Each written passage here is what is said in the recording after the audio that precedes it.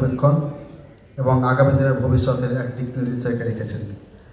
এবারে বক্তব্য রাখবেন মেডিকেল সার্ভিস সেন্টারের পক্ষ থেকে ডাক্তার বিপ্লব চন্দ্র।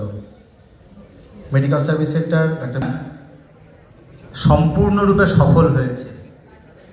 West Bengal junior doctors front 8 মাস অবিচারের 8 মাস হয়ে যাওয়ার পরেও এই যে আন্দোলনের আগুনটাকে বুকে বহন করছে, এটাই সবচেয়ে বড় কথা।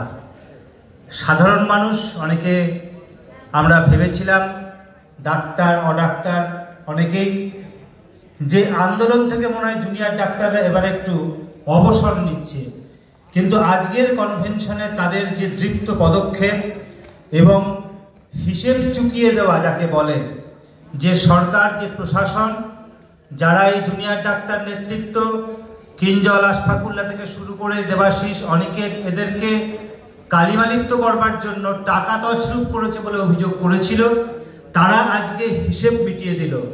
এরপরে আমাদের সেই প্রশ্ন রাখার পালা যে হিসেব তো মিটিয়ে দেওয়া হলো, টাকা পয়সার পাই পয়সার হিসেব, তাহলে এবার ওই অভয়া আমাদের যে ছোট বোন আরজি করে সেমিনার রুমে যাকে খুন করা হলো, তার খুনের পেছনে প্রকৃত খুনি কারা, এই চক্র কি, যে চক্র একে খুন করালো, এটা মানুষ এবার জানতে চায়। তাহলে প্রশাসন, মাননীয় মুখ্যমন্ত্রী কি এবার সত্যটা বাইরে আনবেন, যে সিবিআই যার অপদার্থতার তালিকা শেষ করা যাবে না বলে সেই সিবিআই কি এবার তার আস্তিন থেকে সত্যটা বার করবে, নাকি লড়াই আমাদের এখনো চালিয়ে যেতে হবে? আমি মনে করি এদের কারোর কোনো লজ্জা শরম, কলকাতা পুলিশ বলুন, সিবিআই বলুন, প্রশাসন বলুন, এরা আসলে সবাই চাই সত্য গোপন করতে।